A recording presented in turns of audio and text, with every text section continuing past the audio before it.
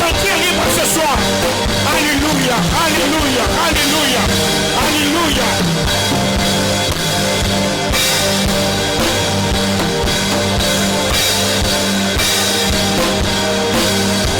Le Seigneur a dit, ma maison est une maison de prière. Ma maison est une maison de prière. Ma maison est une maison de prière.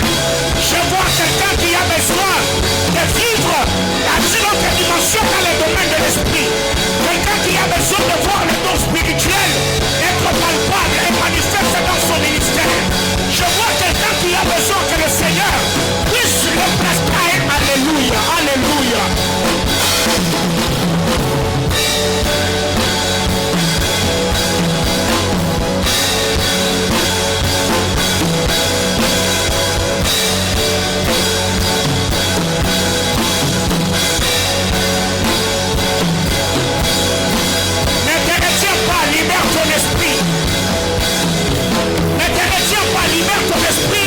Seigneur,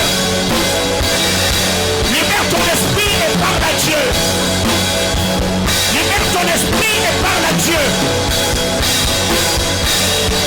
Libère ce parfum autour de toi ce soir. La riga scatama la vie éternelle la scatalava atarados catalia. Ureki que le mete le meas. A la valente le campo que me haya venete. Paradicantos aramacutalio paraduyacas. Azawite el que remene a la valitaria corre de becate eleme.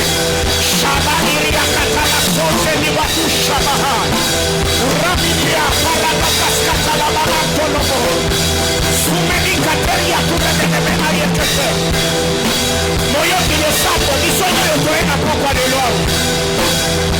No peso a papo. Yo conozco a la polera la poco de luego. No peso a empacua. Ni chama la yenge me leo con el gallo. Ni chama mande me leo con un gallo. Ni chama mande me leo la pozo gallo. Saben a Lola. Ese pelizón tiene la tipo no poner la poco de luego. Ese pelizón tiene manita la poner la poco de luego. Ese pelizón sale hoy que se tuvo a saliao. Ese pelizón sale hoy que se muchema moa saliao. Ese pelizón sale hoy que por la boca que me moa saliao. Aleluya.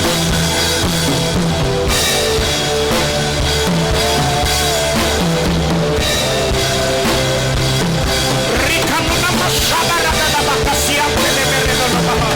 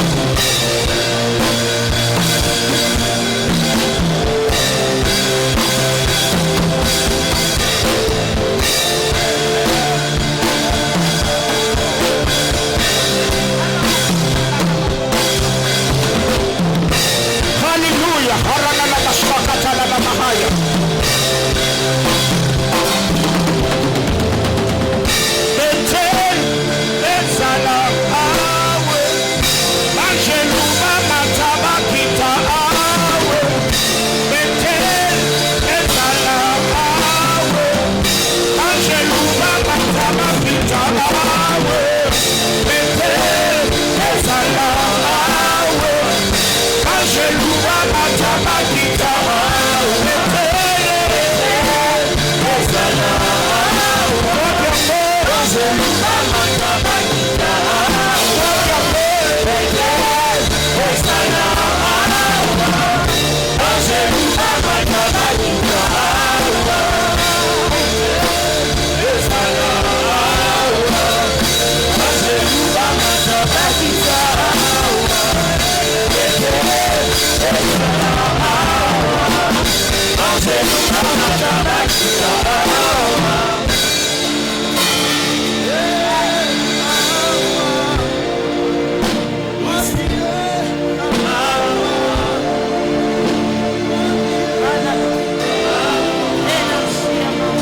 Hallelujah.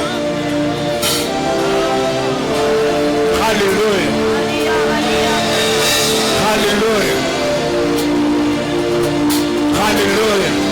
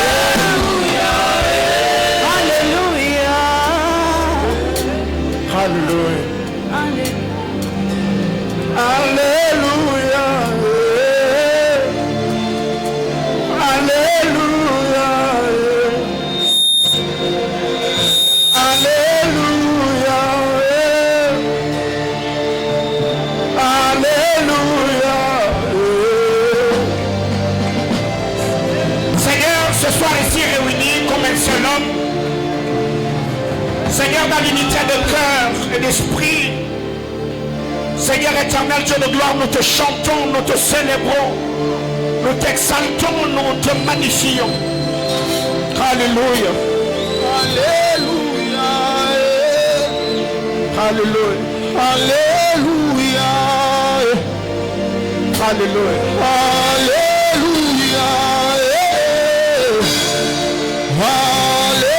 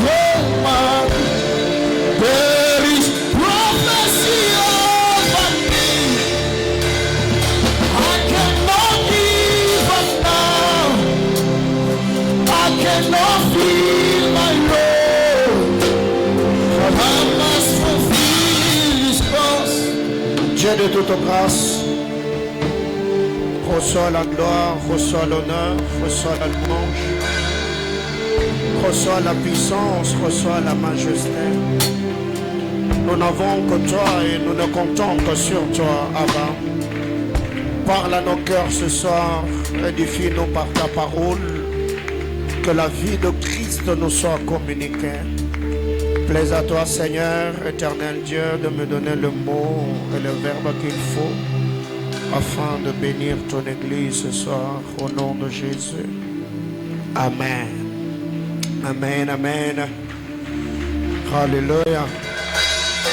Est-ce que l'on peut acclamer Jésus? Gloire au Seigneur. Berger Daniel, il y a un bruit de fond. Si vous pouvez m'aider à arranger cela, ça va me permettre à rester concentré. Que le Seigneur nous bénisse abondamment. Une fois de plus, je vous salue dans le précieux nom de notre Seigneur Jésus-Christ. Alors, ce soir, je nous prie d'ouvrir nos Bibles. Nous allons lire la parole du Seigneur. Je suis dans les livres de Galates, chapitre 5. Nous lirons seulement le verset 17. Galates, chapitre 5, le 17e verset. Galates, chapitre 5, on peut rester assis. Galates, chapitre 5, le verset 17. Galates 5, le verset 17. Vous entendez ça? Galates chapitre 5, le verset 17. Je lis au nom de Jésus. Car la chair a des désirs contraires à ceux de l'esprit, et l'esprit en a de contraires à ceux de la chair. Ils sont opposés entre eux, afin que vous ne fassiez point ce que vous voudriez. Car la chair a des désirs contraires à ceux de l'esprit, et l'esprit en a de contraires à ceux de la chair. Ils sont opposés entre eux, afin que vous ne fassiez point ce que vous voudriez. Parole du Seigneur. 1 Pierre chapitre 2, le verset 11, c'est le texte que nous avons lu le dimanche. 1 Pierre chapitre 2, le verset 11. Mes bien-aimés, je vous exhorte, comme étrangers et voyageurs sur la terre, à vous abstenir de convoitises charnelles qui font la guerre à l'âme. Abstenez-vous de convoitises charnelles qui font la guerre à l'âme. Abstenez-vous de convoitises charnelles qui font la guerre à l'âme. Alléluia. On partage le direct.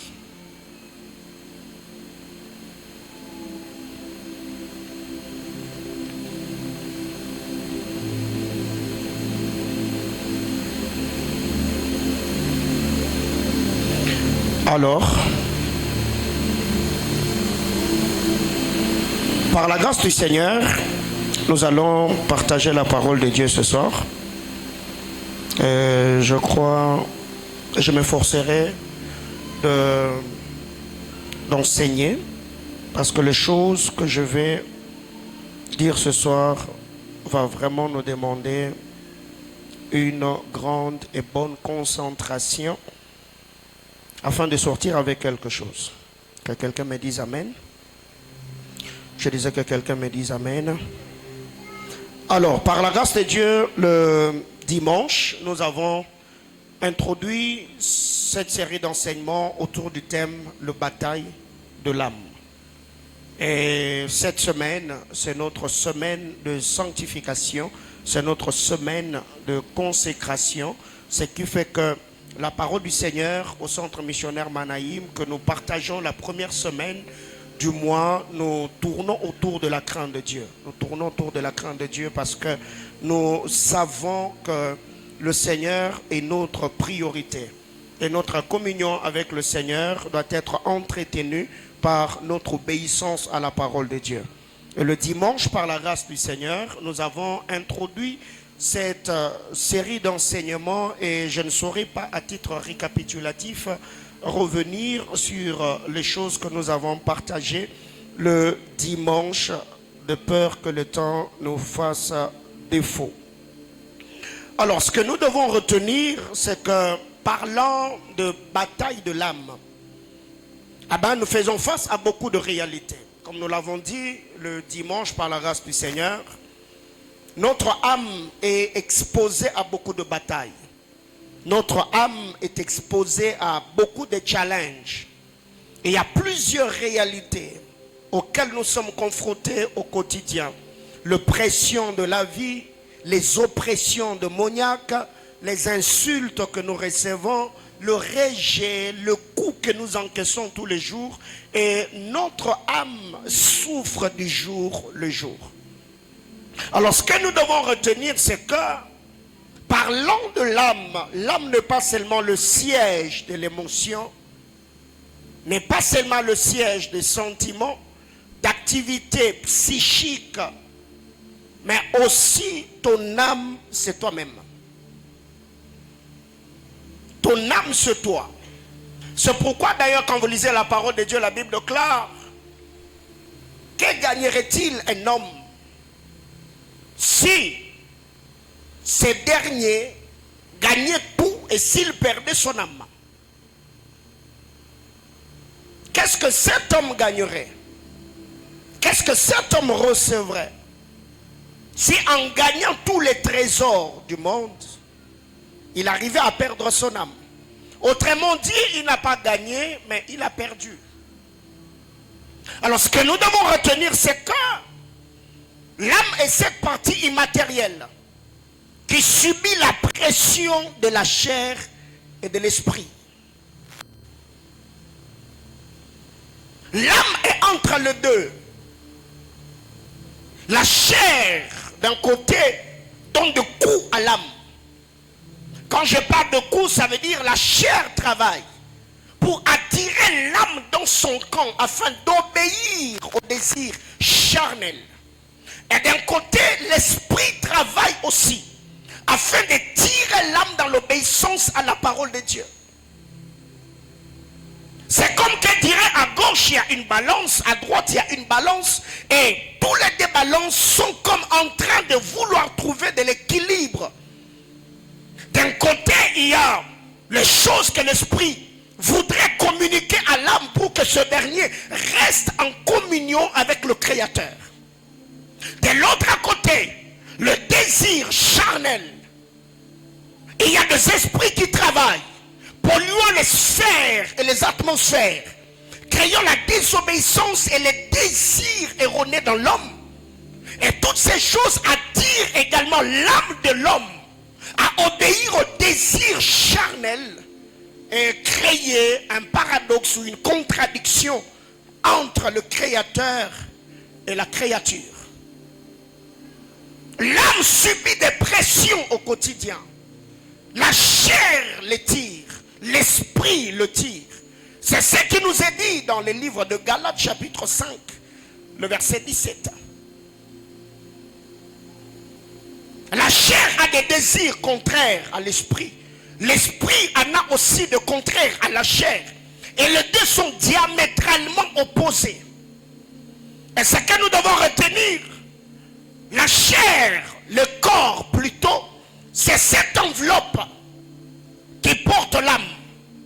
Et l'esprit fait mouvoir ces derniers. Le corps, c'est l'enveloppe de l'âme. Parce que l'âme, c'est la partie immatérielle dans l'homme. Le corps est l'enveloppe de l'âme. Et c'est l'esprit qui fait mouvoir l'âme. Mais ces derniers reçoivent des coups et des pressions venant de part et d'autre.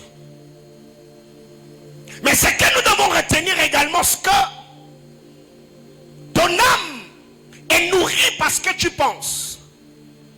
Ton âme est nourrie parce que tu entends. Ton âme est nourrie parce que tu vois. Ton âme est nourrie parce que tu dis. L'âme s'est nourrie de la pensée. C'est que nous pensons. Notre âme peut se nourrir de ce que nous entendons, ce qui tombe dans nos oreilles. Notre âme peut être nourrie parce que nous voyons. Notre âme peut également nourrir parce que nous disons. C'est pour cette raison d'ailleurs quand le bien-aimé Sauveur au jour de sa chair enseignait, il a dit ce n'est pas ce qui. Ce n'est pas ce qui. Ce n'est pas ce qui fait quoi? Qui suit l'homme. Mais cependant c'est ce qui. C'est ce qui sort. N'est-ce pas? Alors déjà ici, nous devons retenir dans 2 Pierre chapitre 2 le verset 8. Deuxième épître de Pierre, chapitre 2, le 8e verset. La Bible clare. Car c'est juste qui habitait au milieu d'eux, tourmentait journellement son âme, juste à cause de ce qu'ils voyaient et entendaient de leurs œuvres criminelles. Ici, on parle de Lot. Donc l'âme de Lot était journalièrement tourmentée. Il avait le tourment, les pressions de l'âme tous les jours à cause de ce qu'il voyait et entendait. Donc leur manière de vivre oppressait l'âme de Lot. Leur manière de parler oppressait l'âme de Lot. C'est que nous vivons ce à quoi on est exposé au quotidien. Ces choses également peuvent contribuer à notre croissance ou à notre décroissance spirituelle. Ça peut nous être bénéfique ou encore ça peut nous nuire. Ça peut être utile ou futile. Tout dépend seulement de la manière dont notre âme est disposée à ce à quoi nous faisons face. L'âme de l'autre était journellement tourmentée à cause de la manière de vivre, à cause de la manière de faire de ceux qui vivaient à Sodome. Ce qui fait que quelqu'un qui a besoin de voir la gloire du Seigneur dans sa vie de tous les jours, il ne prendra pas à la légère ce qui se passe autour de lui. Non. Il ne va pas négliger la réalité autour de lui. Cette personne sera sélective de ce qui tombe dans ses oreilles, ce que ses yeux doivent voir, ce qui va sortir de sa bouche et ce qui sera l'objet de ses pensées. Le bataille de l'âme. Alors ce que nous devons également retenir ici, c'est qu'en lisant la parole de Dieu, j'ai fini par comprendre beaucoup de réalités, beaucoup de vérités. Aujourd'hui, il y a beaucoup d'enfants de Dieu que nous sommes négligeants. Nous avons la volonté de croître dans la connaissance de notre bien-aimé Sauveur. Nous avons la volonté d'approfondir notre communion avec Dieu. Nous avons ce désir de passer des moments de qualité dans la prière, dans notre consécration, dans notre environnement, servant le Seigneur et lui donnant le meilleur de nous-mêmes. Mais c'est fait qu'à un moment, il y a des réalités auxquelles nous sommes confrontés. Il y a des choses qui nous arrivent, qui arrivent par moments à nous désorienter, à nous déconcentrer, pour ne pas dire nous retarder dans la quête de ce que nous sommes en train de poursuivre. Alors qu'est-ce que nous devons retenir? Ce soir, j'ai 3 choses à partager avec nous. Le bataille de l'âme.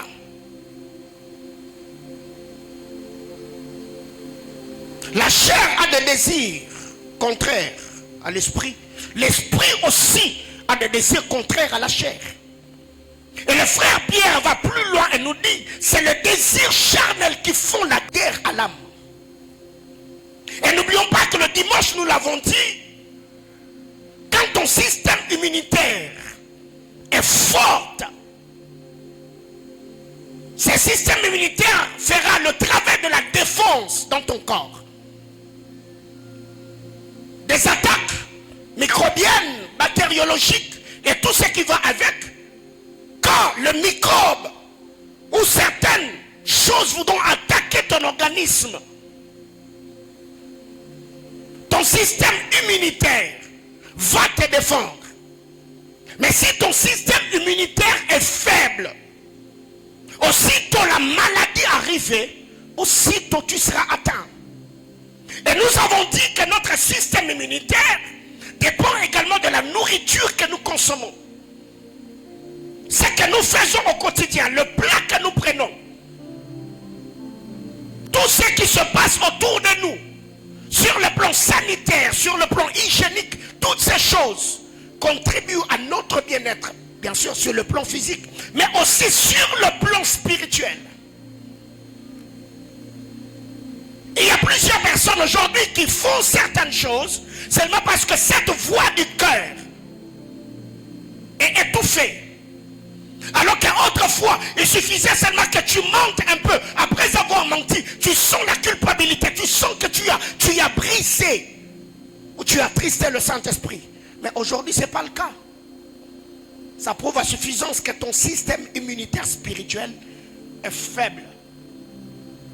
Et pour cela, je crois que le Seigneur a des choses à nous dire ce soir. J'entends quelqu'un me dire Amen. Alors, premièrement, qu'est-ce que nous devons faire? Si nous voulons tenir ferme et plaire au Seigneur dans notre vie de tous les jours,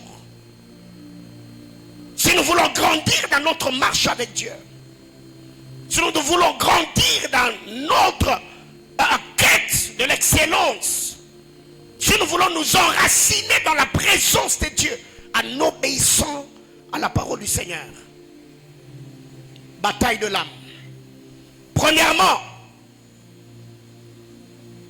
il faut apprendre à reconnaître ses faiblesses.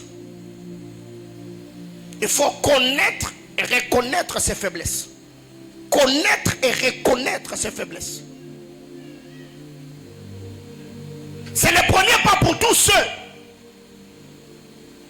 qui veulent s'enraciner ou bâtir une intimité durable avec le Seigneur.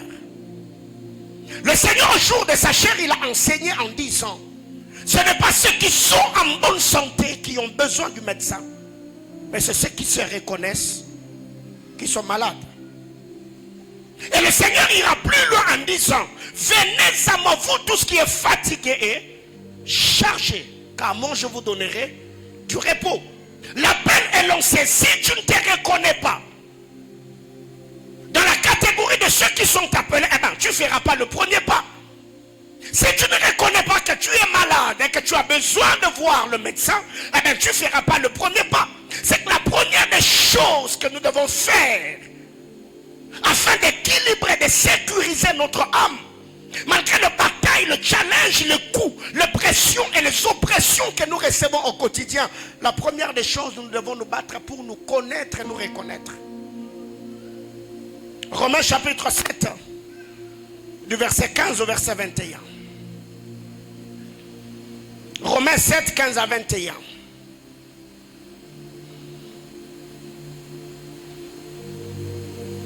On peut lire même le verset 14. Nous savons en effet que la loi est spirituelle, mais moi je suis charnel, vendu au péché. Car je ne sais pas ce que je fais. Je ne fais pas ce que je veux. Et je fais ce que je hais. Or, si je fais ce que je ne veux pas, je reconnais par là que la loi est bonne. Et maintenant, ce n'est plus moi qui le fais, mais c'est le péché qui habite en moi. Ce qui est bon, je le sais, n'habite pas en moi, c'est-à-dire dans ma chair. J'ai la volonté, mais non le pouvoir de faire le bien. Car je ne fais pas le bien que je veux, et je fais le mal que je ne veux pas. Et si je fais ce que je ne veux pas, cela n'est plus moi qui le fais, mais c'est le péché qui habite en moi. Je trouve donc en moi cette loi. Quand je veux faire le bien, le mal est attaché à ma peau. Ici, Paul est en train de crier, Paul est en train de parler. Paul est en train d'actualiser le dilemme qu'il a rencontré en étant docteur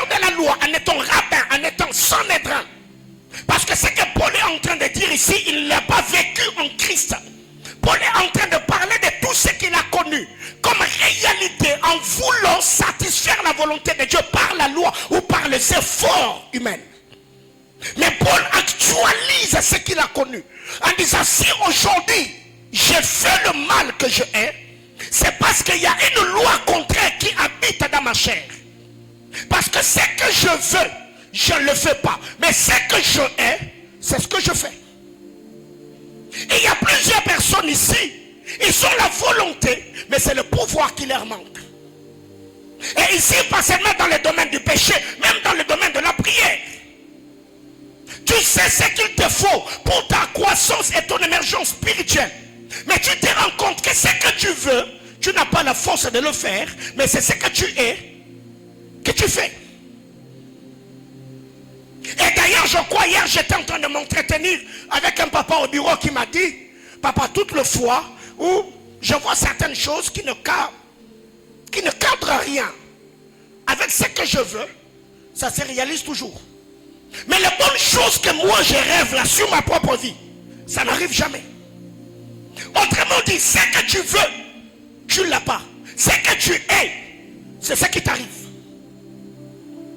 Alors c'est quoi le problème dans cette histoire?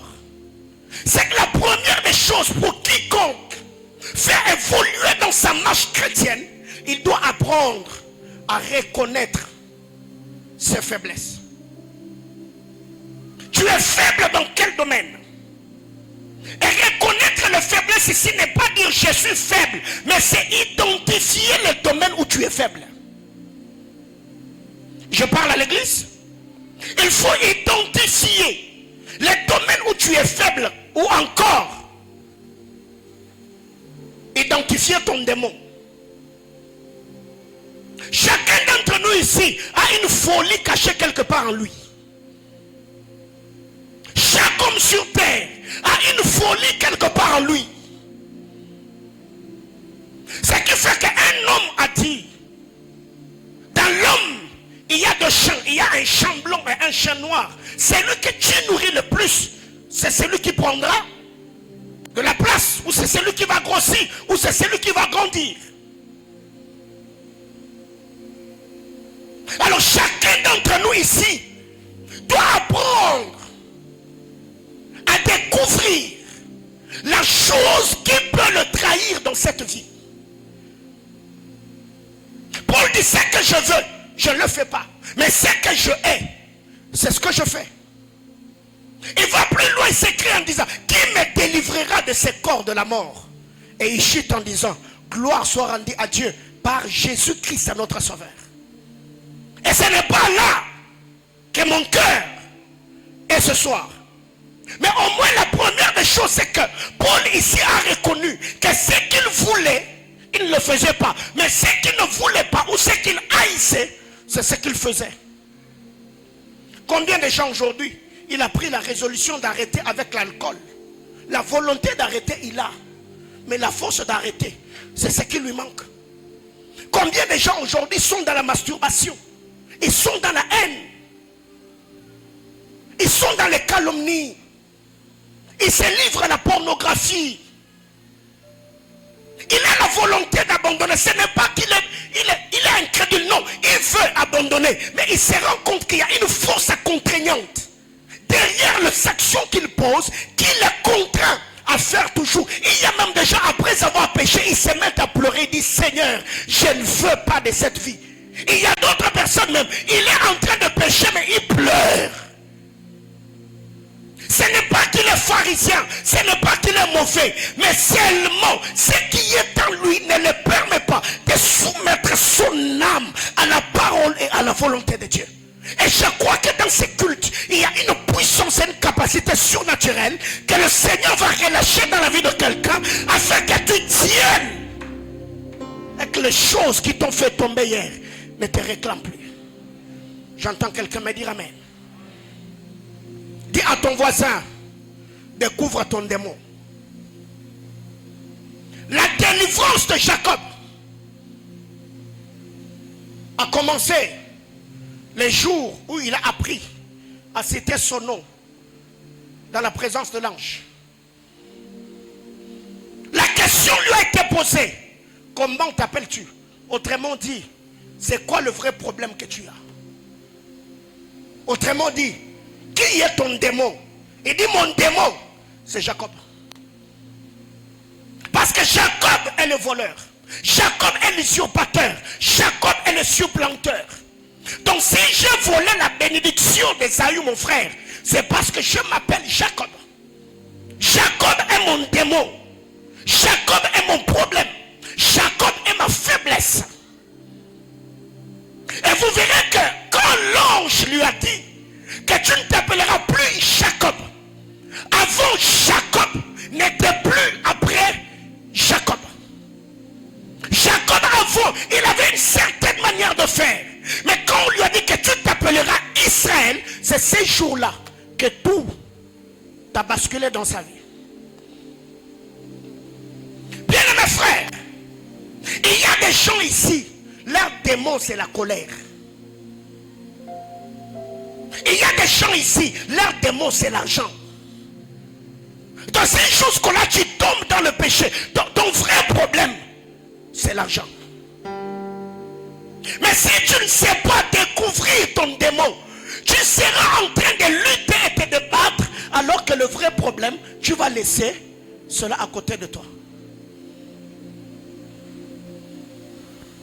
Bien-aimé dans le Seigneur, comme je le dis, chacun d'entre nous a une folie en lui. Cette folie est cachée quelque part. Et si tu ne sais pas jusque-là découvrir le point faible de ta vie, dis-toi que ta destinée a une insécurité. Tous ceux qui ont accompli fidèlement la mission que le Seigneur leur a assignée, ce sont des personnes qui ont appris à se connaître à eux-mêmes. La délivrance de cet homme est arrivée le jour où il a appris à présenter son vrai problème devant l'ange. Je m'appelle Jacob. Dis à ton voisin, connais-tu ton démon? Et il y a des gens jusqu'aujourd'hui, il n'a plus d'amis. Parce que toi, ton problème, c'est que tu ne sais pas garder des confidences. C'est ça ton démon. C'est quand quelqu'un vient, il se confie à toi. Vraiment, toi là, quand tu parles, tu ne sais pas où est-ce que tu peux te limiter. Qu'est-ce que tu peux dire et qu'est-ce que tu ne peux pas dire. Et tu as fini par trahir les personnes qui étaient de bénédiction dans ta vie seulement parce que toi, tu ne sais pas te taire. Parce que très généralement, quand nous parlons de ces choses, les gens voient l'alcool, les gens voient l'impudicité, mais non. Mais l'orgueil aussi peut être ton démon. Tu y as perdu certaines personnes dans ta vie seulement parce que toi, jusqu'ici, tu ne sais pas t'humilier pour demander pardon. Tu ne sais pas comment on s'excuse. Toi, tu y es toujours sur la défensive. Il faut toujours que tu t'expliques. Même ce qui est simple, mais non, toi tu es trop cartésien. Il faut d'abord que tu comprennes avant de t'excuser. Que Dieu te libère de ton démon. Je parle à l'église. Petit B, après que tu aies compris ou découvert ces démons, tu dois chercher à savoir qu'est-ce qui l'alimente, qu'est-ce qui les réveille, qu'est-ce qui réveille ton démon, qu'est-ce qui les met en activité, qu'est-ce qui nourrit ton démon. Quand je parle du démon, je parle de faiblesse. Donc ici, on n'est pas possédé. Alléluia. Je suis en train de parler de tes faiblesses. Il m'est déjà arrivé, j'ai déjà suivi le film de Piranha. Qui a déjà suivi? C'est l'odeur du sang qui provoquait le requin, n'est-ce pas? Oui. C'est que chacun d'entre nous ici, ta folie là, il y a quelque chose qui l'alimente, il y a quelque chose qui les nourrit, il y a quelque chose qui peut le provoquer. Bien-aimé dans le Seigneur, ce n'est pas parce que tous ceux qui sont là à ne rien dire qu'ils sont calmes. Mais non, Il y a d'autres personnes, ils connaissent tellement leur folie, ils refusent de se fâcher parce que lui, quand il se met en colère, c'est compliqué. Il est méconnaissable. Il y a des gens par moment, même quand vous allez dans des soirées dansantes, quelqu'un vous le voyez, lui il est toujours assis. Mais toi tu danses jamais, non, il se connaît.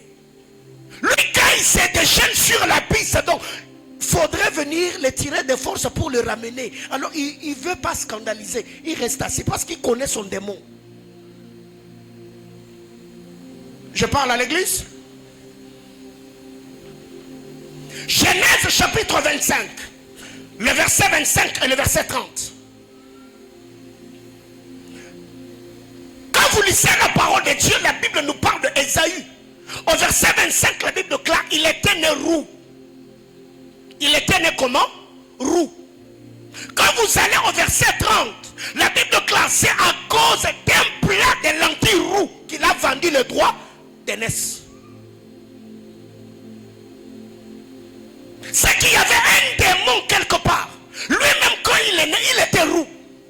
Alors quand il s'est présenté, ou on l'a présenté, un repas roux, Ésaü a perdu le pédale. Qu'est-ce qui nourrit ton vieil homme? Ce qui est étonnant, c'est de voir que quelqu'un, tu traverses des zones de turbulence où tu sens la chair te réclamer. Tu sens que tu as des pulsions sexuelles, il faut que je le dise ainsi. Mais c'est toi qui vas t'exposer à suivre des films romantiques. Tu y as quoi même? Je parle à quelqu'un? Toi tu sens, dans ta vie tu sens que toi tu as un problème avec l'argent.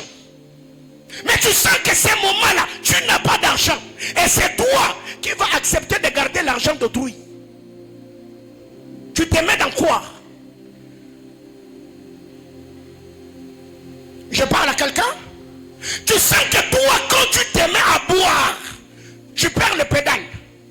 Et c'est toi qui sors avec des amis, tu dis non, je vais prendre seulement un seul verre. Mais non. Pose la question à ton voisin. Qu'est-ce qui nourrit ton démon? Qu'est-ce qui réveille ton vieil homme? Tu sais que toi, quand tu es face à un homme éloquent, quelqu'un qui parle bien français, quelqu'un qui s'habille bien, quelqu'un qui sent bon, tu perds le pédale. Et déjà, depuis que ces frères-là te parlent souvent après culte, tu sens déjà que tu es déjà parti. Mais c'est toi qui tous les soirs tu écris coucou. Ok. Qu'est-ce qui nourrit ton vieil homme? Qu'est-ce qui réveille ton vieil homme? Bien aimé dans le Seigneur, vous devez savoir, la vie chrétienne ce n'est pas seulement question de prier, non, c'est aussi la sagesse. Il faut avoir la sagesse pour se sécuriser et ne pas se retrouver dans des histoires que tu ne sauras plus corriger ou recadrer.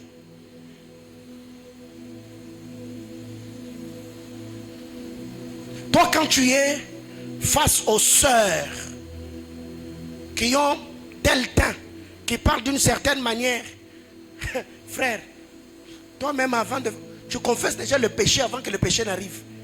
Et c'est toi là qui va commencer à faire le taxi, man, après chaque culte. Ma soeur, tu vas jusqu'où? Je peux t'accompagner? Ok. Mais quand c'est déjà 18h30, toi-même tu te plains. Oh non, pourquoi on a débordé? On a débordé là, pas parce que tu dois rentrer à la maison, parce que tu as quelqu'un à raccompagner.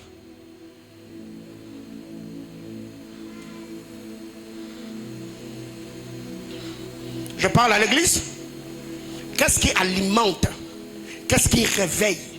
Qu'est-ce qui ressuscite ton vieil homme? Ésaü a vendu le droit d'aînesse à cause d'un plat roux. Parce que lui-même, quand il est venu au monde, il était né roux. Quand tu vois quelqu'un te dire, oh non, j'ai 15 ans, 20 ans, 30 ans de ministère, je ne suis jamais tombé, frère.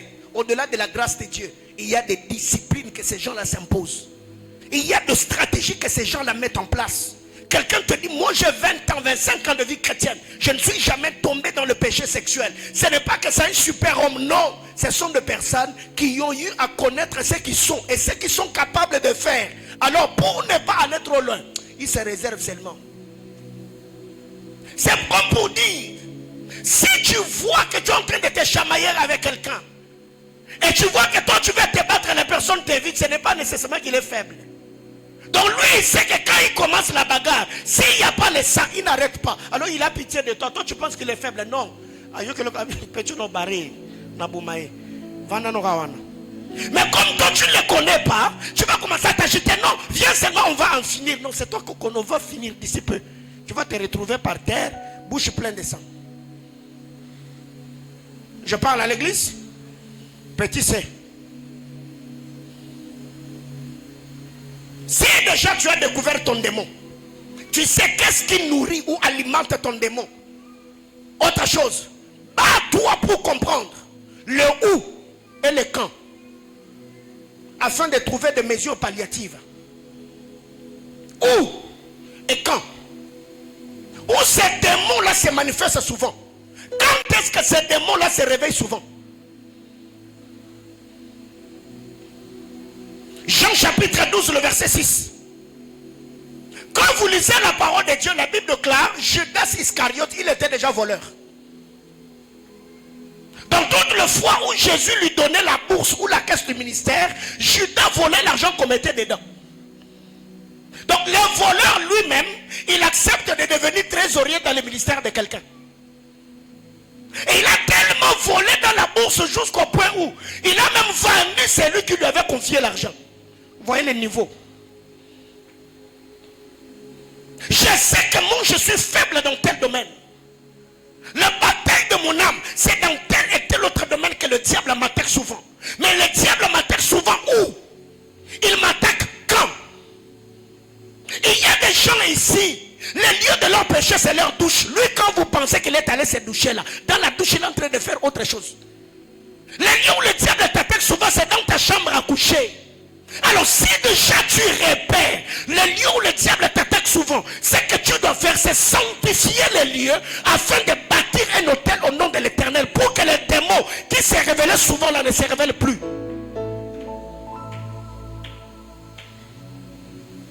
Judas Iscariote, il était voleur. Il savait bien qu'il était voleur. Mais quand Jésus l'appelle et lui confie l'argent, il n'a pas refusé. Seigneur, donne-moi. Il a commencé à voler. Et le jour où cette femme est venue avec le parfum de grand prix, Judas s'inquiétait. Oh non, pourquoi on n'a pas vendu ces parfums pour donner aux pauvres? La Bible déclare, ce n'est pas parce qu'il avait la peine de pauvre, mais parce que lui-même était voleur. Ça veut dire, il a fallu que cette femme-là vienne avec le parfum de grand prix pour que cette circonstance-là nous révèle le vol de Judas. Donc Jésus savait que Judas était voleur. Mais il a fallu qu'une circonstance arrive pour que celui qui était voleur nous soit présenté dans sa casquette de voleur, pas d'apôtre. Bien aimés frères, il y a des gens jusque-là, ils tombent dans le péché de la masturbation à cause de la solitude. La solitude. Lui, quand il est seul, pour se consoler, il faudra se donner du plaisir. Alors que faire? Comme il a méga, comme il a Android, il fait quoi? Il va aller sur le net chercher des films érotiques. Il y a des gens jusque-là. Qu'est-ce qui l'a poussé à violer, à voler plutôt? C'est parce qu'il n'a pas l'argent, la galère, la pauvreté. Frère, toi quand tu n'as pas l'argent, comment tu te sens? Il y a des gens qui deviennent agités. Quand il n'a pas, il est agité. Il peut faire le pied d'ici jusqu'à la Kenya. Il ne sait même pas où il va. Il est seulement en train de se promener. Tu vas où? Chez Dieu. Nous le t'aimons et tout. Alors, est-ce que tu sais quand est-ce que le diable t'attaque souvent? Où il t'attaque, ou dans quoi il t'attaque souvent? Toi, tu sais très bien que tu as l'onction. Tu sais que le grand problème avec toi, c'est les femmes. Et c'est toi qui commences à faire cuire d'âme des gens. Tu es gentil. Toi, tu sais que le grand problème avec toi, c'est l'orgueil. Et toi, quand tu donnes des prophéties, les gens t'acclament. Et vraiment, tu es conscient. Toi, tu sais très bien que ton vrai problème à toi, c'est la colère. Toi, quand tu t'énerves. Et c'est toi qui te mets à discuter avec ta femme. Papa, pendant que toi tu seras sous la colère là, tu te rendras compte que tu avais déjà sorti hyperkit, elle était déjà par terre. Tu t'es ressaisi. 3 dents dans la bouche, elle a perdu. Et maintenant, arrangé. Où est-ce que le diable t'attaque souvent? Dans quoi le diable t'attaque souvent? Quand est-ce que les Satan t'attaquent souvent? Tes démons se manifestent et réagissent souvent. En quelle période de la vie? Et chaque homme, il doit être aux aguets. Il doit comprendre ça.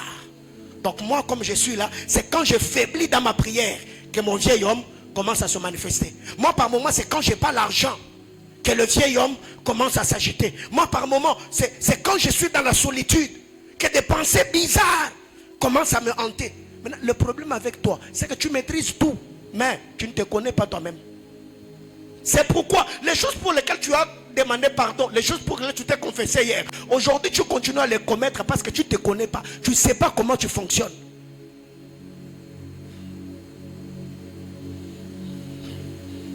Ok. Autre chose. Il faut aussi te poser la question. Est-ce qu'avec cette faiblesse-là, tu accompliras fidèlement ta mission? Je suis toujours dans le premier point. Est-ce qu'avec cette faiblesse-là, est-ce que tu accompliras fidèlement ta mission? Il faut un moment dans la vie être sincère. Il faut être honnête avec toi-même. Parce que tu ne travailleras pas sur toi si jusque-là tu n'as pas compris que les faiblesses que tu as peuvent t'empêcher à entrer dans ta destinée prophétique seulement parce que tu n'as pas travaillé sur ton caractère. Le calme de Moïse trompait la vigilance de ceux de sa génération. La Bible déclare Moïse était l'homme le plus doux dans la maison de Dieu. Mais c'est lui là, quand il se met en colère, il peut briser aussi les tables de pierre. Moïse a travaillé tout, mais il n'a pas travaillé sa colère. C'est sa colère là qui l'a empêché d'entrer dans la terre promise. Est-ce qu'avec cette faiblesse là, toi, tu arriveras à accomplir fidèlement la destinée ou la mission que Dieu t'a assignée? Tu sais que toi tu es appelé à faire des affaires, mais c'est toi qui se fâche. Les jours où quelqu'un va prendre les histoires à crédit, il ne t'a pas payé. C'est ce jour-là que tu te rendras compte que toi tu n'es pas bon pour les affaires. Parce que tu vas les publier sur les réseaux sociaux. Tu vas l'appeler. Vraiment tu vas créer des bazars. Munipeko makuta angu. Munipeko makuta. Munipeko. Je parle à l'église. C'est que ces choses, chacun d'entre nous, il doit se connaître. Chacun d'entre nous doit comprendre qu'est-ce que le Seigneur attend de lui. Quelle est la mission qui est attachée à ta vie. Est-ce qu'avec cette faiblesse-là, tu accompliras fidèlement la mission que le Seigneur t'a assignée? Matthieu chapitre 11. Matthieu 11, 28 à 29. Est-ce que tu arriveras? Dernier point par rapport à ce premier point, c'est éviter la procrastination et comprendre que l'âge de la conscience ou l'âge à prendre des bonnes décisions, c'est maintenant. Tu vois, comme ça que je suis en train de dire là, il y a quelqu'un ici dans la salle qui s'est dit, ah ok, bon, le pasteur a raison, hein? Ah moi je vais le faire. Non, non. Il n'y a pas je vais le faire, je le fais. Quand vous lisez la parole de Dieu dans Luc chapitre 15, le fils prodigue, les jours où il est rentré en lui-même, c'est ce jour-là qu'il a quitté le pays lointain pour entrer dans la maison de son père. Beaucoup de gens sont dans la procrastination, n'arrivent pas à se relever après avoir commis certains délits, seulement parce que vous vous dites non, j'ai encore le temps, je le ferai, j'arrangerai. Je suis encore jeune avec le temps, je vais arranger. Qui t'a dit que toi tu auras tout le temps? Qui t'a dit que toi tu auras tout le temps? C'est que le temps de prendre une bonne décision, c'est les jours où tu te rends conscient que ce que j'étais en train de faire, d'une manière ou d'une autre, était en train de nuire à ma destinée ou de bloquer l'accomplissement des desseins éternels de Dieu. Deuxièmement, après que tu aies découvert tes démons, expose-les dans la prière et désire l'aide du Saint-Esprit. Prie autant que tu peux. Cherche la présence de Dieu. Gémis devant le trône de Dieu. Prie que le Seigneur t'aide. S'il faut gêner, tu gênes. S'il faut aller à la montagne, tu vas à la montagne. S'il faut aller en retraite, tu vas aller en retraite. Pourquoi? Parce qu'il faut que ça change. Luc chapitre 18, le verset 13. On nous présente les publicains et le pharisien. Le pharisien, lui, quand il entre dans la présence de Dieu, la Bible déclare, il s'est tenu là. Pharisien qu'il était, il présente à Dieu ce mérite et cette capacité. Seigneur, tu me connais, moi je paie mes dîmes. Moi je fais ceci, moi je fais cela. D'ailleurs, je ne suis pas comme ces publicains. La Bible déclare, l'autre, lui, quand il s'est approché, il n'a pas pu. Il s'est frappé la poitrine et dit, Seigneur, sois apaisé envers moi. Je suis un homme pécheur. Je suis un homme pécheur. Et il y a des gens jusqu'ici, dans le bataille de l'âme, ils n'arrivent pas à supporter leur faiblesse parce qu'ils justifient ce qu'ils font. Oh non, si je veux ceci, c'est parce que je n'ai pas parfum. Si je suis tombé, c'est parce que je n'ai pas de parents. Est-ce que je dois arrêter les études parce que je n'ai personne pour me scolariser? Si je suis dans ça, c'est parce que on se justifie. Mais cet homme, lui, quand il est venu, il a dit, Seigneur, sois apaisé envers moi. Moi, je suis un pécheur. Je ne suis pas digne même de citer ton nom. Je ne suis pas digne de me tenir dans le sanctuaire. Je ne suis pas digne. Bien-aimés dans le Seigneur, ne nourrissez pas vos faiblesses en présentant des excuses de ce que vous faites. Parce que c'est lui qui est en train de réveiller ce vieil homme en vous. Il n'a pas l'intention de vous faire cadeau. Satan, il peut te donner le plaisir maintenant. Il t'humilie une minute après. Alors quiconque est conscient que Satan n'est allié de personne, Satan n'est ami à personne, Satan détruit des destinées, il ne lui fera jamais confiance. La chair que tu vois ici offre à ta chair tout ce que tu veux. Les jours où la chair se décidera de te lâcher, cette chair est capricieuse, cette chair est ingrate. Rien, tu n'es pas redevable à ta chair. Cet homme s'est tenu dans la présence de Dieu, priant et disant à Dieu, Seigneur, sois apaisé. Je ne suis pas digne. Seigneur, aie pitié de moi. Je ne suis pas digne. Mais au lieu de présenter à Dieu nos faiblesses, nous sommes d'abord sur la défensive. On essaie de se justifier. Non, Seigneur, toi-même tu sais, si tu m'avais donné un emploi, je n'allais pas être dans ça. Si aujourd'hui je suis sorti avec le chef de travaux, parce que tu savais que si je n'allais pas réussir cette année, mes parents allaient avoir des crises cardiaques. Seigneur, tu sais. Non, Seigneur, j'ai péché. Seigneur, je suis désobéissant. Seigneur, j'ai un mauvais cœur. Seigneur, à moi, il y a une mauvaise sémence. Dis à ton voisin, pas de justification.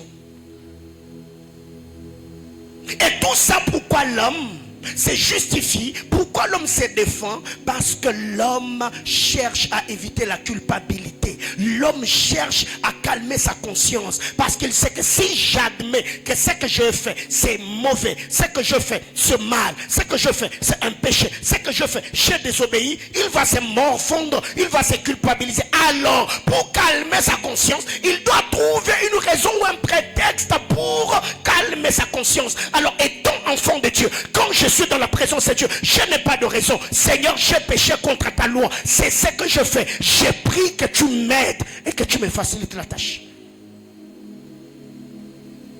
Il faut prier et demander l'aide du Saint-Esprit. Et cette prière, petit A, nous devons le faire en toute sincérité. Sincérité du cœur. Luc chapitre 5, le verset 8. La Bible déclare, après que Pierre ait vu la pêche miraculeuse, Pierre se tient devant Jésus. Il dit, Seigneur, éloigne-toi de moi, je suis un pécheur. Non, je ne suis pas digne de voir telle chose. Donc les œuvres de la main de Dieu, la manifestation de la puissance de Dieu doit nous placer face à notre propre conscience. Mais pire encore, c'est quand nous voyons dans cette église du temps de la fin, quand la puissance de Dieu se manifeste par des guérisons, des délivrances, de prophéties, de paroles de connaissance, même le pécheur acclame. Alors qu'au temps de Pierre, Quand Pierre a vu la main de Dieu, Pierre s'est rendu compte. Waouh! Prêché par le miracle, prêché par le surnaturel. Il se jette aux pieds de Jésus. Il dit, Seigneur, éloigne-toi de moi. Moi, je ne suis pas digne. Il était sincère avec lui-même. Pierre n'a pas regardé son âge. Il s'est approché devant le Seigneur. Et beaucoup de gens aujourd'hui dans les églises, surtout ceux qui sont serviteurs, n'arrivent plus à se confesser parce qu'ils sont devenus trop conscients de leur responsabilité dans l'église. Non, moi je suis berger. Moi je suis prédicateur. Moi je suis prophète. Moi je suis ceci. Je ne peux pas. Ah, ok. Dieu ne viendra pas enlever le prophète. Dieu ne viendra pas enlever le prédicateur. Dieu a besoin des intimes. Dieu a besoin des adorateurs. Dieu viendra prendre ses enfants. J'ai dit, Dieu viendra prendre ses enfants. La dernière fois que toi et Dieu vous avez arrangé, ça date de quand? Et ce qui fait qu'aujourd'hui, nous avons beaucoup d'hypocrites sous le manteau de la sanctification, alors qu'ils sont des cœurs lépreuses, alors qu'ils ont une mauvaise vie. Mais ils ne savent pas seulement. Pourquoi? Parce qu'ils sont trop conscients. Quelqu'un comme moi, comment est-ce que moi je peux? Ah, ok. Félicitations. Pierre était sincère. Il a dit, Seigneur, éloigne-toi de moi. Je ne suis pas digne d'être avec un homme comme toi. Petit B, si tu sens qu'il faudrait partager avec quelqu'un pour se faire aider, fais-le. Fais-le. Si tu sens que seul tu as prié, tu as jeûné, tu es même allé à la montagne pour cette faiblesse-là, tu n'arrives pas à le surmonter. Trouve-toi quelqu'un. Confie-toi à quelqu'un. Jacques chapitre 5, le verset 16. La Bible déclare, confessez les péchés les uns envers les autres. Priez les uns pour les autres, pour que Dieu vous guérisse. Certes, aujourd'hui, beaucoup de gens n'arrivent plus à se confesser parce qu'il y a eu trop d'abus de confiance. Il y a certaines personnes qui ne se confessent plus parce que leur péché d'hier. Le prédicateur un jour a donné l'exemple sur la confession de quelqu'un. Il s'est dit, waouh, avec ça, je ne peux plus. Mais qu'est-ce qui arrive? Trouve-toi quelqu'un, frère. Ne lutte pas seul. Ne débat pas seul. Prie. Dieu peut t'orienter vers quelqu'un. Tu le vois, mon frère. Moi, là, j'ai tel et tel autre problème. N'est-ce pas aujourd'hui, avec nos téléphones Android, quand tu as un problème avec ton téléphone et que dans votre quartier ou dans votre maison, il n'y a pas l'électricité. N'est-ce pas qu'on se déplace, on se promène au Congo aujourd'hui avec des chargeurs? Pourquoi? Parce que tu dois chatter avec les gens, n'est-ce pas? Tu vas te brancher chez le voisin pour juste avoir l'énergie. Mais si tu sens que dans ta vie, toi et Dieu, il y a un problème, va te brancher auprès de quelqu'un. Prie que le Seigneur t'oriente auprès de qui tu peux exposer ces problèmes-là. Et quelqu'un qui ne va pas te juger, la personne qui sera là, qui va t'aider, qui va prier avec toi, jusqu'à ce que l'autel de l'intimité soit rebâti. Aujourd'hui, le diable a installé la méfiance entre nous. On ne sait plus se faire confiance. Pourquoi? Parce que si je parlais de ce péché, on va aller raconter, on va aller dire, on va me juger, on va me faire. Et vous voyez des gens aujourd'hui en train de se recroqueviller eux-mêmes, en train de se morfondre, seulement parce que hier, la personne a été trahie. Et aujourd'hui, cette personne n'a plus le courage d'aller se confier à quelqu'un et de parler de problèmes. Bien-aimés frères, tu vas mourir avec ces problèmes-là. Tu n'es pas une banque pour emmagasiner les histoires dans ton cœur. Après ces cultes, prie que le Seigneur t'oriente. Peut-être toi, c'est seulement la colère. Parce que ce que je dis là, ce n'est pas seulement l'impudicité. Mais peut-être la colère. Toi, tu sens que toi, tu es orgueilleux. Toi, tu es prétentieux. Tu n'arrives pas à demander pardon. Toi, tu n'arrives pas à garder le secret. Tu peux te confier à quelqu'un, mon frère. Prie pour moi. J'ai telle et telle autre faiblesse. Frère, nous, à notre temps, nous, quand on a donné nos vies à Jésus, on avait encore des bons frères dans notre environnement. Des gens qui nous donnaient l'impression qu'ils nous aimaient, sans nous juger. Et on pouvait parler de nos faiblesses sans se gêner. Et on s'entraidait. Et jusqu'au jour d'aujourd'hui, le Seigneur est en train de nous aider. Même ceux qui s'appellent amis d'alliance, ceux qui s'appellent frères d'alliance, même ceux qui s'appellent copines, ils sont hypocrites entre eux. Est-ce que la personne que tu appelles ma copine, tu peux vraiment aller dire tout ce que tu fais en cachette? Non. L'hypocrisie, même dans les amitiés, trop d'hypocrites.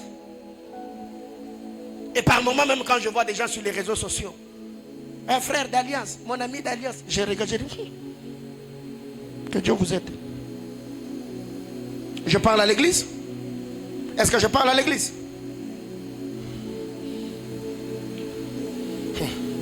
Jacques chapitre 5, le verset 16. Partage avec quelqu'un. Trouve quelqu'un qui peut être là pour toi, qui peut t'écouter, qui peut te conseiller sans te juger, qui priera avec toi jusqu'à ce que le Seigneur te relève. Une autre chose, si tu sens que ça persiste, trouve la délivrance s'il le faut. Cherche la délivrance s'il le faut. Vois une autorité spirituelle, expose le problème. Je me rends compte que l'alcool que je prends, ça ce n'est plus normal. C'est comme qu'il dirait, il y a un démon derrière la cigarette que je prends. Les désirs, les fantasmes que j'ai, je trouve que ça c'est plus normal. Mon corps, je n'ai plus le contrôle sur mon corps. Priez pour moi.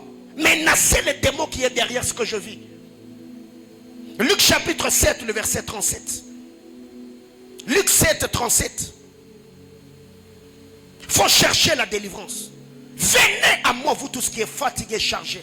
Je vous donnerai le repos. Ne peut aller chercher ce repos que celui qui reconnaît qu'il est fatigué, qu'il est chargé. Si déjà jusque-là, cette vie-là, tu n'es pas fatigué de mener la vie que tu mènes, frère, cette lutte continuera. Cette bataille ne s'arrêtera pas. Cette guerre ne finira pas. Alors que faire? Si je reconnais, je peux voir même un berger de l'église. Berger, j'ai tel problème. Pasteur, j'ai tel problème. Je vois les administrateurs. Peut-être un ami serviteur de Dieu avec qui l'on partage, en qui j'ai confiance. Je peux lui dire, mon frère, j'ai tel problème. Ces derniers temps, j'ai des pensées bizarres. Priez pour moi. Chassez cet esprit. Priez pour que cette voix se taise dans ma conscience. Je suis dérangé. La nuit, quand je vais au lit, je n'arrive pas à prier. J'ai des visites et des attaques de mari, de femme de nuit. Chassez ces démons dans ma vie. Je ne veux pas m'essuyer. Il faut chercher la délivrance. Je parle à l'église. Autre chose. 2 Corinthiens chapitre 7, le verset 9 et le verset 10. Il faut croire au pardon de Dieu et se pardonner aussi. Il faut croire au pardon de Dieu. Il faut se pardonner aussi. Il faut croire au pardon de Dieu. Il faut se pardonner. Parce que quand lisant la parole de Dieu, l'apôtre Paul parlant aux Corinthiens, il leur dira, la culpabilité qui vient de l'esprit produit la repentance. Mais celle qui vient de l'homme, ça produit la mort. Dans le domaine du pardon, l'homme croit facilement au pardon de Dieu. Mais l'homme a du mal à se pardonner. Ce qui fait que ce que tu avais fait là, le jour où tu as dit Seigneur pardonne-moi, tu as cru que Dieu t'a pardonné. Mais tu continues à te morfondre parce que tu ne t'es jamais pardonné toi-même. L'homme est dur avec lui-même. L'homme ne sait pas se pardonner. L'homme est trop dur avec lui-même. Ce qui fait que la majorité des gens aujourd'hui, vu qu'ils ne se sont jamais pardonnés eux-mêmes, ils finissent même par fouler aux pieds le pardon qu'ils ont reçu du Seigneur. C'est que quand je pêche, Seigneur, j'ai offensé ta parole, je demande pardon. Pardonne-moi d'avoir brisé l'alliance. Pardonne-moi d'avoir renversé l'autel de mon intimité. Je m'approche devant ton trône. Purifie-moi, lave-moi, que ta parole me sanctifie. Au nom de Jésus. Amen. Aussitôt dit Amen. Je reconnais et je reçois le pardon de Dieu dans mon cœur et dans mon esprit. Et aussitôt, je me pardonne moi-même et je continue la marche. Maintenant, l'homme, qu'est-ce qui lui arrive? Après avoir demandé le pardon de Dieu, l'homme va commencer à se morfondre. Pourquoi je l'avais fait? Pourquoi je l'ai fait? Qu'est-ce qui m'avait poussé? Et si je l'avais fait? Pourquoi je l'ai fait? Plus je dis pourquoi je l'ai fait? Pourquoi je l'ai fait? Le diable sera en train d'amplifier cette voix-là dans ton esprit. Petit à petit. Toi qui avais la joie, tu vas commencer à devenir triste, triste, triste. Ce qui fait qu'il y a des gens qui confessent des péchés qu'ils avaient commis il y a 3 mois, 4 mois. Pourquoi? Parce que l'homme, dans sa manière de faire, il a toujours tendance à puiser dans le passé pour justifier certains événements qui lui arrivent aujourd'hui. Il se dira, ok, peut-être aujourd'hui, si je n'ai plus la vie de prière, c'est parce que j'avais menti. Alors que pour ces mensonges, il s'était déjà repenti.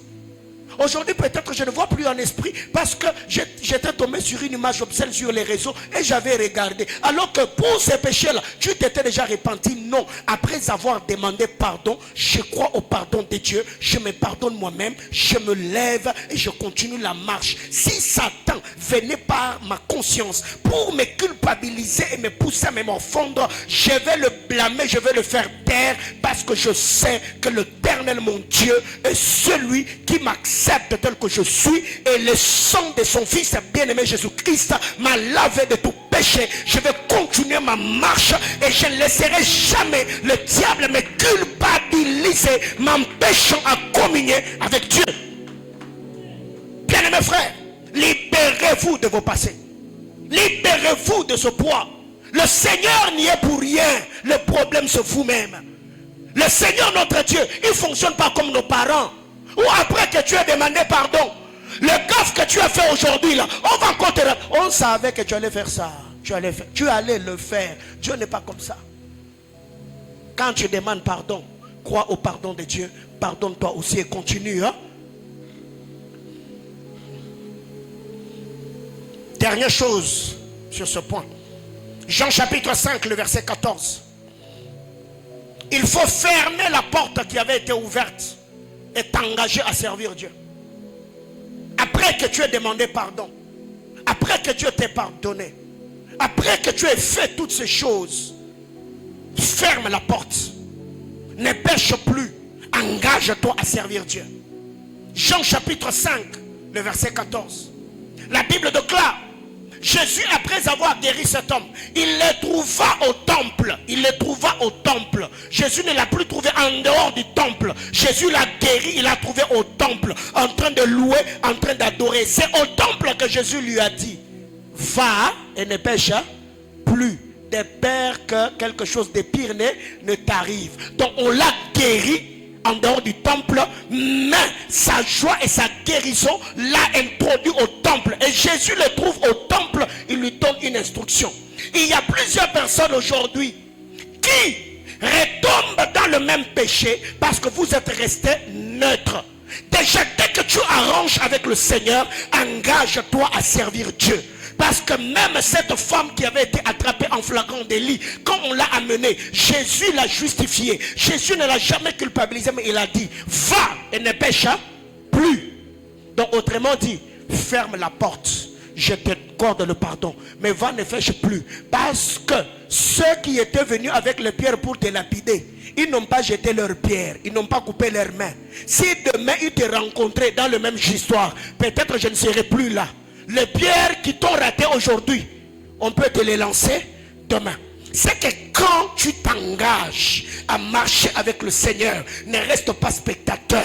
Tu t'engages à servir Dieu. Parce que quiconque sert Dieu, il aura la conscience d'arranger toujours sa vie avec le Seigneur en se disant non, aujourd'hui je serai au protocole. Seigneur, je dois avoir une vie pure. Demain, comme je travaille à l'intercession, je ne dois pas amener la lourdeur spirituelle dans mon département. Comme je suis partenaire spirituel, je ne dois pas freiner mon département. Chacun sera en train de se battre pour garder l'intact de sa communion avec le Seigneur. C'est que quand Dieu te pardonne, quand Dieu te purifie, bien-aimé frère, ne reste pas neutre. Ferme la porte derrière toi et engage-toi à servir Dieu. Alléluia. Dernière chose pour ce soir, et je m'arrête là. Nous allons prier. Troisième point. Il faut renforcer la discipline. Il faut renforcer la discipline. Il faut renforcer la discipline. Je sens que je vais m'arrêter là. C'est pas, on en parlera le vendredi par la grâce de Dieu. Bien-aimés frères, depuis un temps chrétien que je suis, pasteur, je suis un grand observateur, je suis un grand analyste. Plus le temps est en train de passer, je me rends compte que la charité du plus grand nombre est en train de refroidir. Beaucoup d'enfants de Dieu aujourd'hui servent Dieu par formalité. Plusieurs aujourd'hui, l'amour qu'ils avaient pour le Seigneur, pour son œuvre et pour les choses saintes, ils sont en train de perdre cet amour. Le conformisme. C'est comme que dirait, nous servons un Dieu moderne. Il y a par moments certaines personnes, quand je les dis, waouh, avec une telle grâce, un tel talent, un tel potentiel, comment est-ce que cette personne peut avoir une telle légèreté? Et je finis par comprendre qu'il y a des gens qui s'ignorent. Est-ce que tu te connais? Est-ce que tu sais comment tu fonctionnes?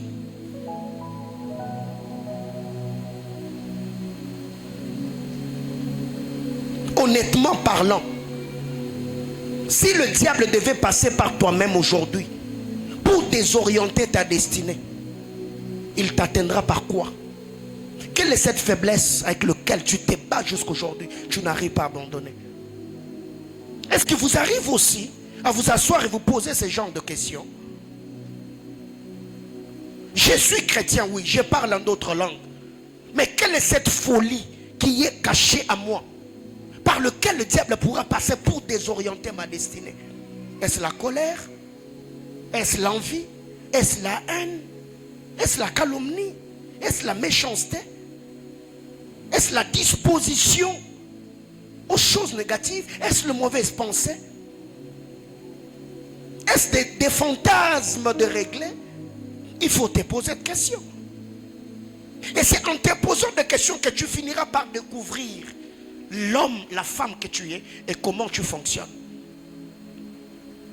Ce qui fait qu'il y a des gens aujourd'hui, ils n'arrivent pas à tenir un mois dans la crainte de Dieu parce que vous ne vous connaissez pas. Étant homme, quel type de femme perd le pédale facilement devant toi? Étant femme, quel type d'homme perd le pédale facilement devant toi? Et si déjà tu te connais, en arrivant quelque part, tu veilleras sur ton charme. Et tu sais que toi tu es beau. Quand tu parles là, vraiment les gens. Et c'est toi quand tu arrives là, tu ne te mets pas. Non, non.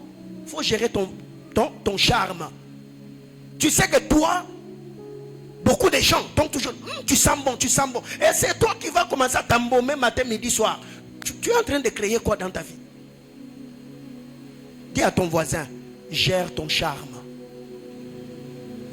Chacun d'entre nous ici a une qualité qui peut attirer ceux du sexe opposé. Alors c'est quoi ton point fort? Vous n'avez jamais pensé à ça? C'est pourquoi même vous venez au bureau, oh, papa, je ne comprends pas.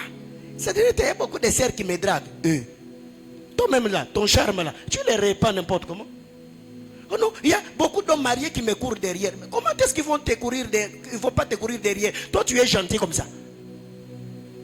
On t'a seulement rencontré dans le supermarché. Est-ce que je peux avoir ton numéro? Et il n'y a pas de problème. 0422. Et d'ailleurs, toi, tu commences toujours par plus 243.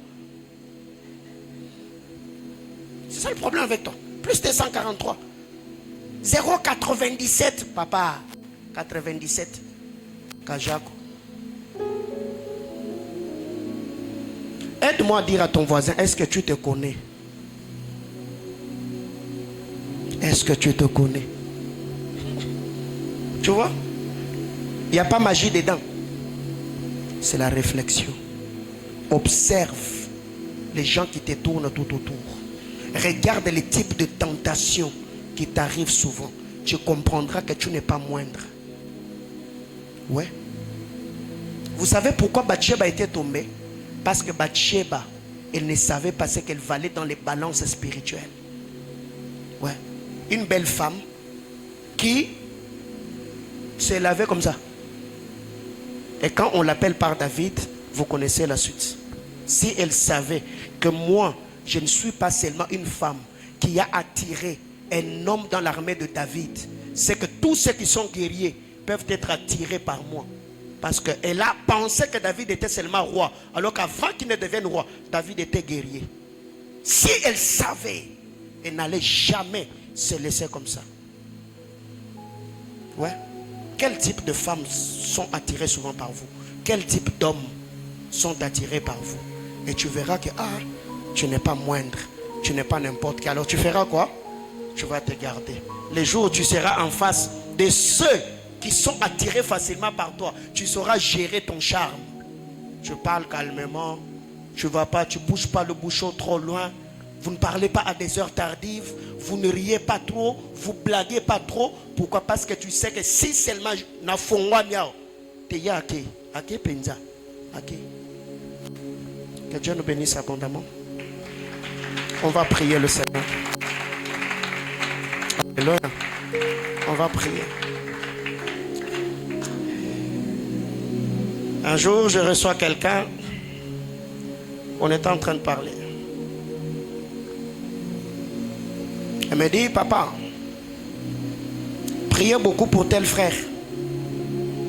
J'ai dit, il y a quoi comme problème? Elle me dit, non. Moi, je suis une femme mariée. Mais la grâce qui est dans sa vie, si vous n'êtes pas dur avec lui, vous allez le perdre avant le temps. J'ai dit, expliquez-moi c'est quoi. Il me dit non. J'ai déjà parlé avec 3-4 sœurs qui m'ont toujours parlé de ses yeux. Qu'il a des beaux yeux. Mais toi qui as beaux yeux là, c'est toi qui regardes les gens comme ça. Et tu ne sais pas que tes yeux là, il y a celles qui ont déjà parlé autour de tes yeux. Et toi qui as les yeux là, toi tu n'es jamais conscient que tu as les yeux d'eux. Tu finiras comme Samson. On va prier le Seigneur pendant quelques petites minutes. Il est 18h42. Vous me donnez 5 minutes, 3 minutes de prière, 2 minutes d'offrande et on rentre à la maison. Dis à ton voisin, le bataille de l'âme. Ton âme est en insécurité, ton âme est menacée parce qu'il y a des choses que Dieu a mises en toi. Mets ta main sur le cœur, tu vas prier selon le message de ce soir. Mets ta main sur le cœur, prie le Seigneur, prie Dieu.